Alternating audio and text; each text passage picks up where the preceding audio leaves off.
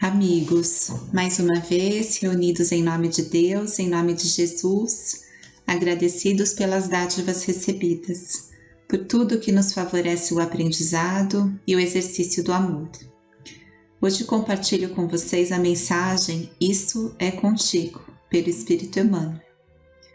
E disse: pequei, traindo sangue inocente. Eles, porém, responderam: que nos importa? Isso é contigo. Evangelho de Mateus. A palavra da maldade humana é sempre cruel para quantos lhe ouvem as criminosas insinuações. O caso de Judas demonstra a irresponsabilidade e a perversidade de quantos cooperam na execução dos grandes delitos. O espírito imprevidente se considera os alvitres malévolos, em breve tempo se capacita da solidão em que se encontra nos círculos das consequências desastrosas. Quem age corretamente encontrará nos felizes resultados de suas iniciativas, aluviões de companheiros que lhe desejam partilhar as vitórias. Entretanto, muito raramente sentirá a presença de alguém que lhe comungue as aflições nos dias da derrota temporária. Semelhante realidade induz a criatura à precaução mais insistente. A experiência amarga de Judas repete-se com a maioria dos homens, todos os dias, embora em outros setores. A quem ouça delituosas insinuações da malícia ou da indisciplina no que concerne à tranquilidade interior, às questões de família e ao trabalho comum. Por vezes, o homem respira em paz, desenvolvendo as tarefas que lhe são necessárias. Todavia, é alcançado pelo conselho da inveja ou da desesperação e perturba-se com falsas perspectivas, penetrando inadvertidamente em labirintos escuros e ingratos. Quando reconhece o equívoco do cérebro ou do coração, volta-se ansioso para os conselheiros da véspera, mas o mundo inferior, refazendo observação a Judas, exclama em zombaria: que nos importa? Isso é contigo. Bom, então, poucos são os que estarão conosco no momento do testemunho evangélico. E serão muitos os companheiros equivocados a nos induzir a erros por nossa própria imprevidência.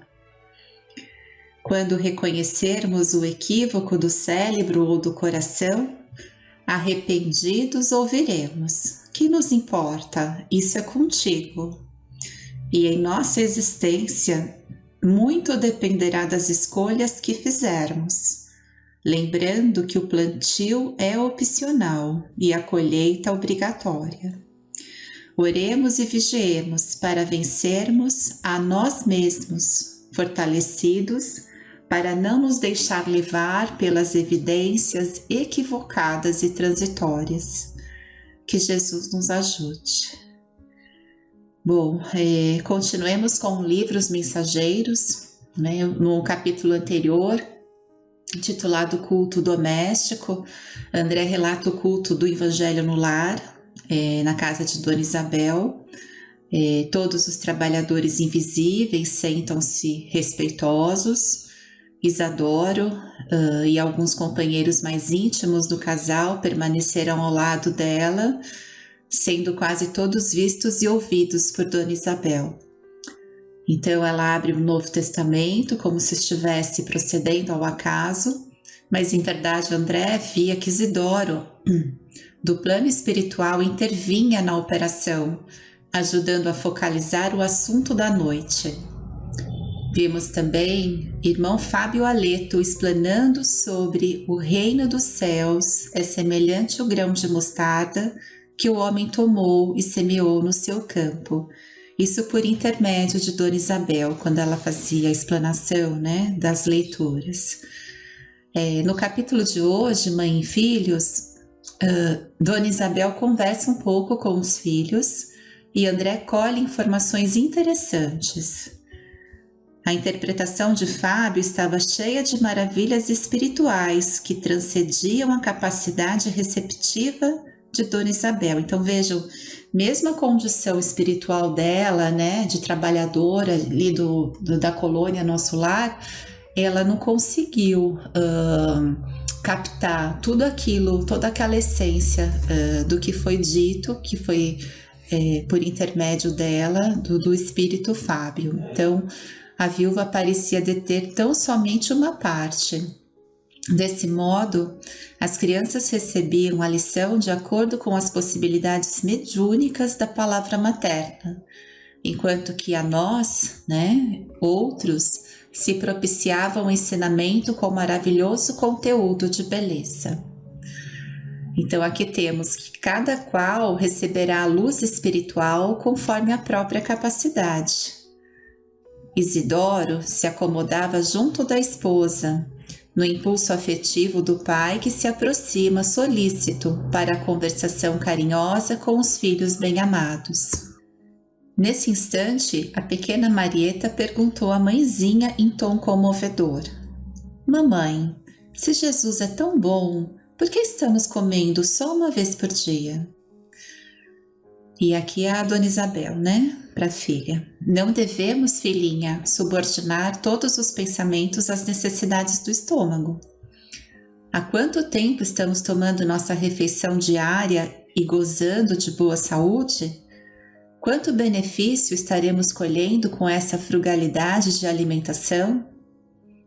Além disso, vocês devem estar certos de que Jesus abençoa o pão e a água de todas as criaturas, que sabem agradecer as dádivas divinas. É verdade que Isidoro partiu antes de nós, mas nunca nos faltou necessário. Temos nossa casinha, nossa união espiritual, nossos bons amigos. Convençam-se de que o papai está trabalhando ainda por nós. Quando sabemos amar e esperar, meus filhos, não nos separamos dos entes queridos que morrem para a vida física. Tenhamos a certeza da proteção de Jesus.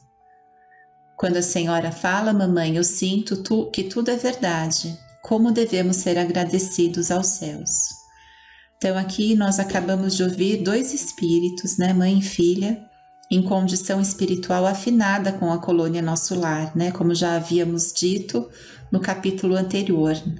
E que equilíbrio, né, desses espíritos, né, de lidar dessa forma assim tão serena com essa questão da alimentação, né, precária para eles naquele momento. Diferentemente da condição espiritual do menino, ao qual André observou que não compartilhava aquele dilúvio de bênçãos. O rapazote permanecia espiritualmente distante, fechado num círculo de sombras. De quando em quando, sorria irônico, insensível à significação do momento. Valendo de pausa mais longa, ele perguntou à genitora menos respeitosamente: Mamãe, que entende a senhora por pobreza? Creio, meu filho, que a pobreza é uma das melhores oportunidades de elevação ao nosso alcance. Na pobreza é mais fácil encontrar a amizade sincera, a visão da assistência de Deus, os tesouros na natureza, a riqueza das alegrias simples e puras. É claro que me refiro aos pobres que trabalham e guardam a fé. Infelizmente, não posso concordar com a senhora. Até os garotos do jardim da infância pensam de modo contrário. Aqui não estamos no jardim da infância, diz a Dona Isabel. Estamos no jardim do lar, competindo no saber que as flores são sempre belas, mas que a vida não pode prosseguir sem a bênção dos frutos. Por onde andarmos no mundo, receberemos muitos alvitres da mentira venenosa. É preciso vigiar o coração, Joãozinho, valorizando as bênçãos que Jesus nos envia.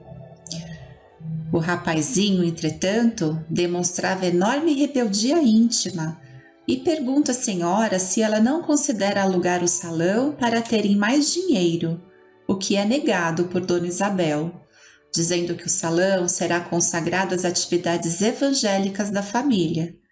E mais tarde, quando entrar na luta material, se for agradável ao seu temperamento, né, ao temperamento do João, então que ele que construa casas para alugar, mas agora é indispensável que considere este recanto como algo de sagrado para sua mãe.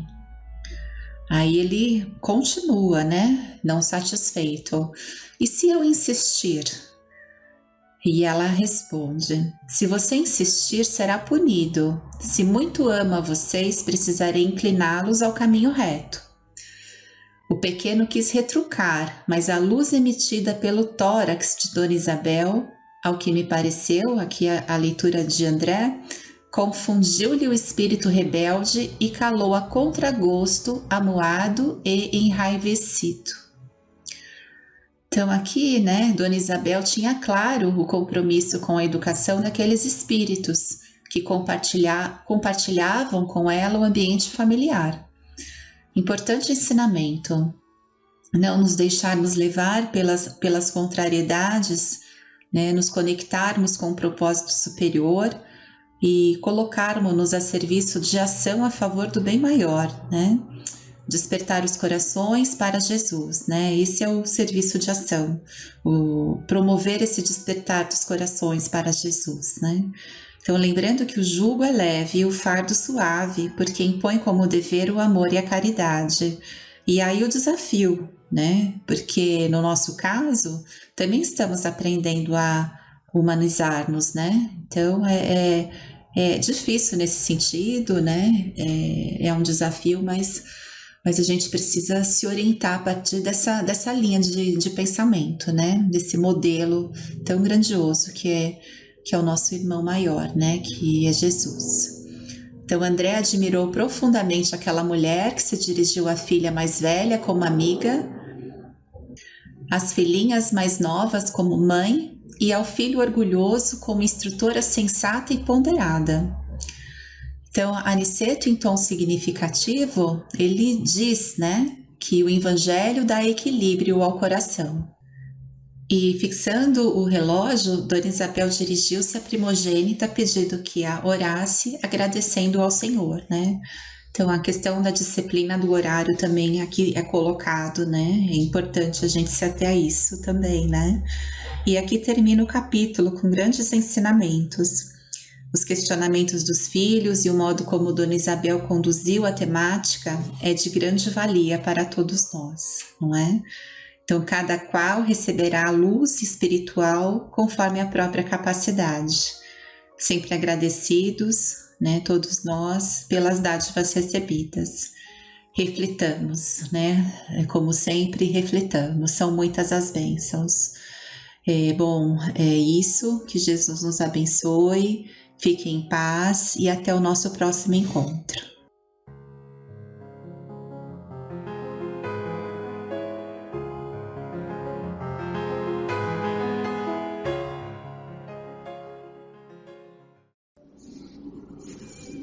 Saudações a todos.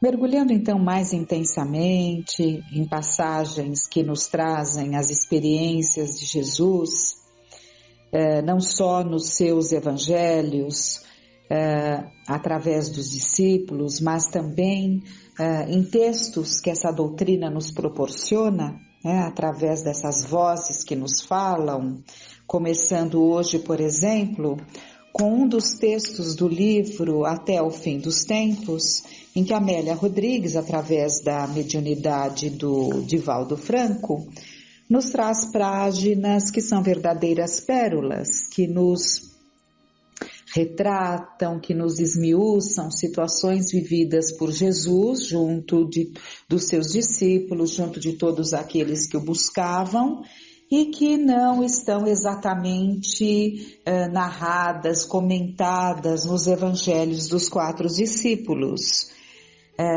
Essa é a grande maravilha da doutrina, né? Que completa ensinamentos que não puderam estar escritos, né? mesmo porque o que está escrito já era muito, né?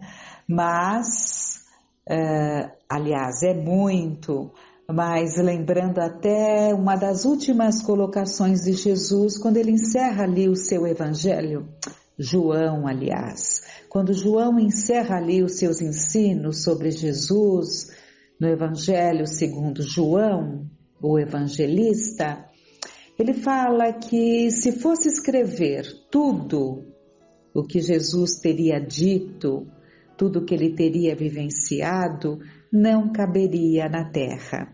Então, evidentemente que muitas coisas eles não tiveram oportunidade de nos relatar, né? Pegaram ali os pontos importantes e nos trouxeram, cada um dos evangelistas trazendo ali uma forma característica de falar de Jesus, de nos trazer Jesus, cada um dentro do seu perfil, né? E isso compõe a maravilha dos 4 evangelhos. E Amélia Rodrigues, uma grande estudiosa dos ensinos de Jesus, como espírito, dá continuidade a essa busca e estuda profundamente e nos traz verdadeiras pérolas, como falamos. Vamos pegar então, logo no primeiro capítulo, a sentinela vigilante. A mensagem espraiava-se abençoada como perfume brando que o vento carreasse em todas as direções, alcançando povoados e cidades diferentes, cujos habitantes passavam a comentá-la com entusiasmo. Não eram ensinamentos comuns, daquele gênero dos que se ouviam nas sinagogas ou nas praças, a que se reportavam os antigos, que fossem comentados pelo poviléu ou pelos sábios.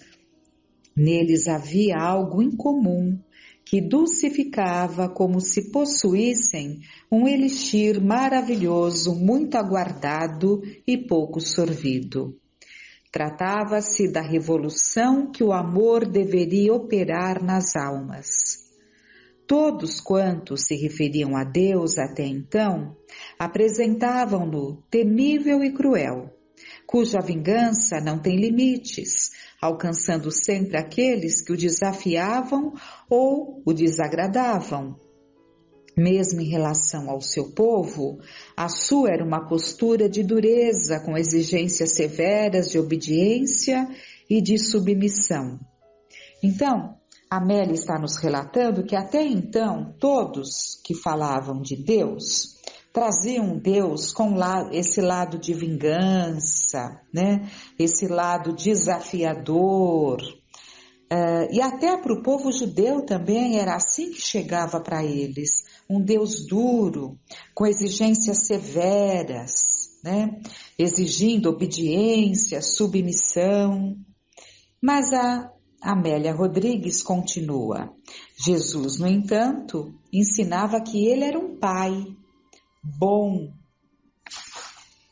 e de misericórdia, cujo amor era distribuído com justos e ingratos, crentes e incréus, buscando alcançar todas as criaturas deambulantes pelos largos caminhos do amor. A alma de Israel estava muito sofrida. Os longos séculos de sujeição e outros povos guerreiros que a esmagaram mais de uma vez deixaram sulcos profundos de desconfiança e de amargura, ferindo-lhe o orgulho de nação e imprimindo-lhe rebeldia sistemática. Então é muito importante estudarmos, e ela nos traz, né, essa história, né, essa descrição de como se encontrava o povo israelita, de como se encontravam os judeus na época em que Jesus aqui esteve. E ela está dizendo que era um povo muito sofrido, muito marcado, e que o sofrimento tinha deixado marcas de profundas amarguras e desconfianças. a religião se transformara em um movimento político-social, no qual se destacavam os chefes das sinagogas, os ricos, os fariseus e todos quantos possuíam tendência para discussões infindáveis quão inócuas. O povo vivia à margem desses acontecimentos, debatendo-se noutros problemas, tentando sobreviver às circunstâncias aziagas. Havia desemprego e fome. Os campos estavam ficando desertos ao tempo em que Jerusalém e as cidades de grande porte se encontravam abarrotadas de desocupados e aventureiros.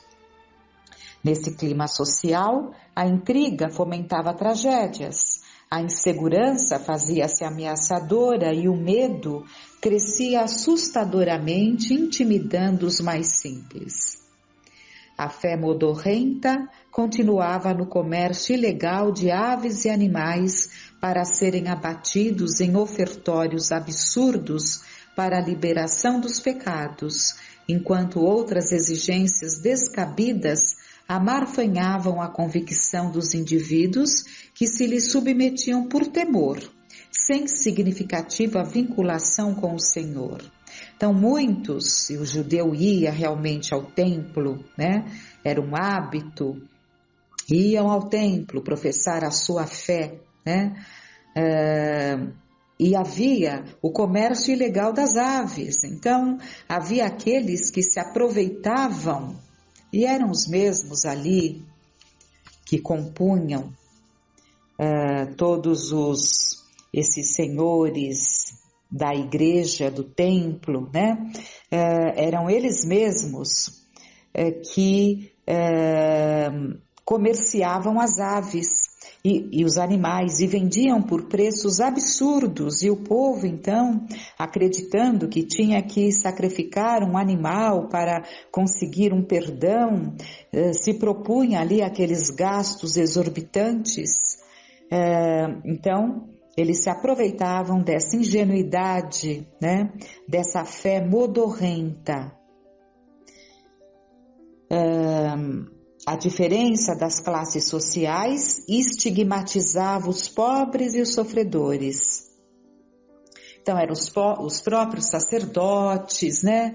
Os próprios senhores da lei ali que dominavam ali o templo, né?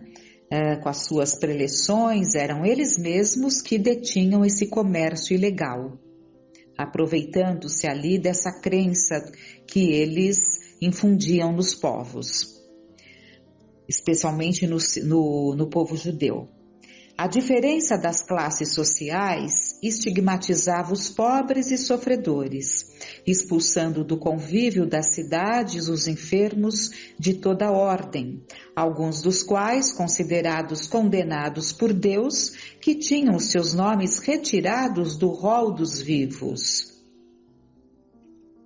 Então, olha, a diferença das classes sociais estigmatizava os pobres e sofredores e afastava da cidade, né? Os enfermos não podiam adentrar a cidade. Dependendo ali da doença, se fosse a lepra, tinham que usar um sino que, conforme eles andavam,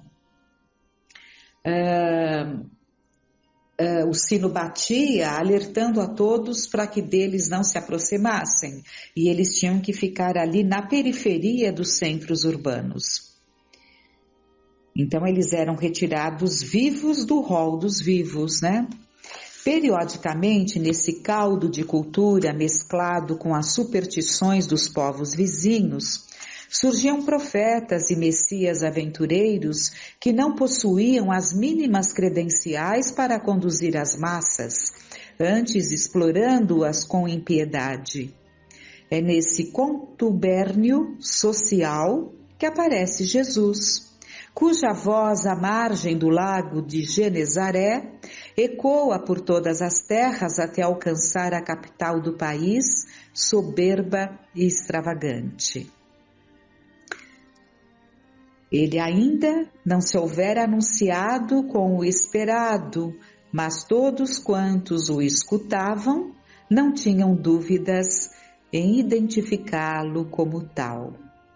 Naqueles dias, o seu périplo libertador abrangia as cidades ribeirinhas, os campos e as aldeias, dando particular atenção às aglomerações nas praças dos mercados e nas praias largas, onde, sentado num barco ancorado nas areias úmidas, entoava o seu hino de amor à vida, à verdade e ao bem. Um hino. Ele nos trouxe o hino do amor. Ele nos trouxe tudo o que precisamos para aprender a amar. E esse hino, lembrando outros textos, ele pode estar morto, como palavras fechadas num livro, nunca aberto, nunca estudado, nunca vivido, ou pode ser um hino cantante no coração. Depende então de cada um de nós, mas ele trouxe esse hino de amor nas aglomerações, nas praças dos mercados, nas praias largas, sentado num barco, ancorado nas areias úmidas, entoava o seu hino de amor à vida, à verdade e ao bem. Pessoa alguma que o ouvisse ficaria indiferente ao seu chamado, cuja voz branda penetrava a acústica do ser e jamais desaparecia. Unindo as ações ao conteúdo das palavras, o seu amor e sua compaixão diluíam as dores, liberavam das amarras dos sofrimentos, alteravam o estado orgânico dos enfermos, restituíam a saúde e a alegria de viver em todos quantos haviam perdido contato com a realidade e de cujos corações a esperança fugira. Era natural, portanto, que não se apresentava de imediato. Era natural, portanto, que onde se apresentava, de imediato os curiosos se acercavam. E aqueles que já o conheciam narrassem os seus estranhos e poderosos recursos que a todos abençoava. O seu nome, a pouco e pouco, passou a ser respeitado e as suas palavras se tornaram referenciais para o comportamento das pessoas.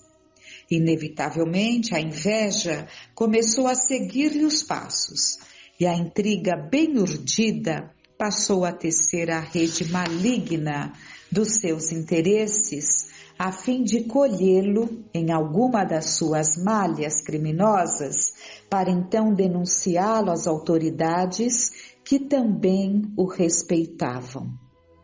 Jesus, porém, enfrentava cada situação com a tranquilidade do justo e a coragem do herói.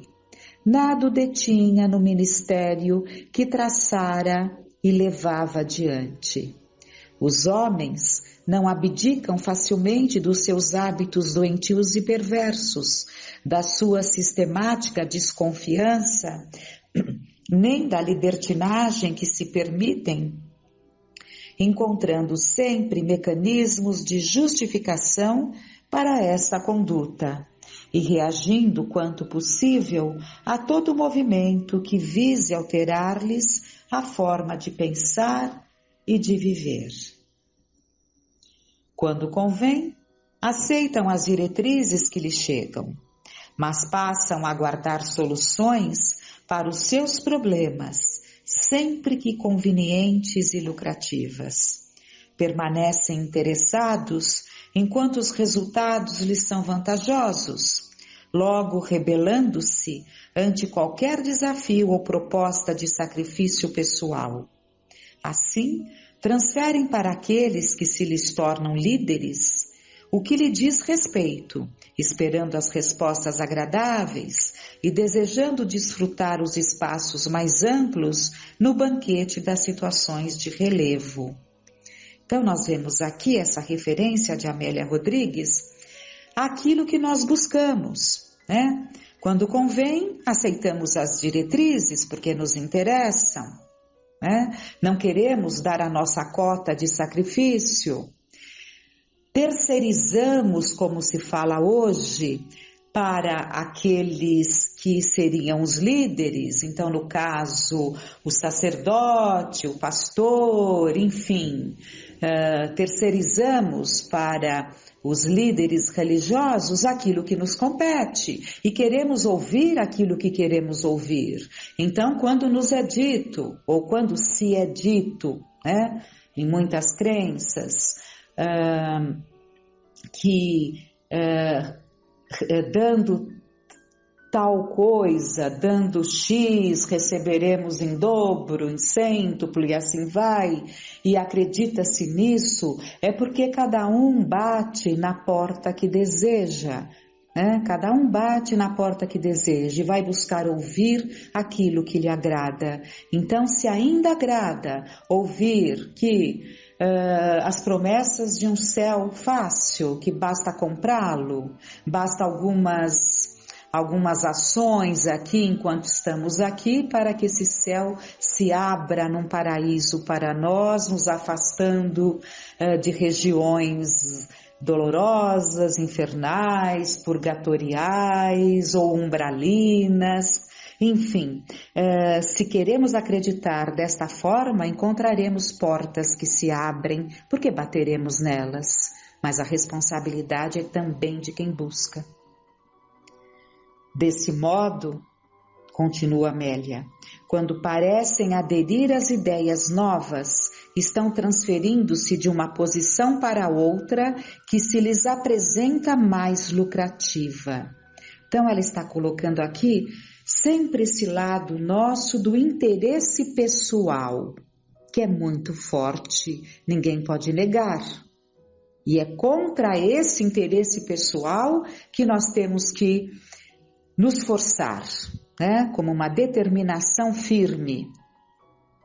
Por isso, não poucos, relata ela, se acercavam de Jesus na expectativa de que ele deveria resolver suas pendengas e cisanias, os seus problemas de separações e as pendengas, todos ali os problemas de cada um. Em determinada oportunidade, um desses, que assim se colocava, né, que assim entendia, que desfrutaria disso na presença de Jesus, ele pede a Jesus: Senhor, manda que meu irmão divida a herança de meu pai comigo. Não nos admiremos desse que estava naquele momento ouvindo a Jesus e, quando houve a possibilidade, lançar esta questão. Essa questão o afligia, uma questão pessoal, e ele estava longe de entender o ensinamento profundo de Jesus e para que ele veio. Essas questões pessoais somos nós que devemos resolver. Nós é que temos que resolver essas questões pessoais. Senhor, manda que meu irmão divida a herança de meu pai comigo. Ao que ele respondeu com energia: Quem entre vós me elegeu juiz de vossas causas? Noutra ocasião, um jovem que o ouvira e se sensibilizara com o seu discurso, propôs-lhe: Eu gostaria de seguir-te, mas antes devo ir enterrar o meu pai que morreu. E ele contestou de imediato: Deixa os mortos o cuidado de enterrarem os seus mortos. Quanto a ti, busca primeiro o reino de Deus. Em um ensejo formoso, após dialogar com um homem rico que ficara fascinado, o mesmo lhe declarou: Gostaria de ir contigo, mas tenho uma corrida amanhã. Após a vitória, estarei ao teu lado. Penetrando no futuro com aguda visão, ele redarguiu peremptório: Vem agora, amanhã será tarde demais. E de fato é narrado que esse jovem, ele desencarna ali naquela corrida de bigas. Há um doutor da lei que o experimentara pusilânime e cínico, tentando iludi-lo, interrogando-o a respeito do que deveria fazer para entrar no reino dos céus, ele ripostou narrando a parábola do bom samaritano e indicou sem preâmbulos: vai tu e faze o mesmo. Jesus será sempre o sentinela vigilante a serviço de Deus. Imperturbável, ele é o modelo sem igual para a autoiluminação da criatura, para o encontro consigo mesmo, para a luta contra o mal que existe no imo do ser humano, sem cujo concurso ninguém chegará ao Pai.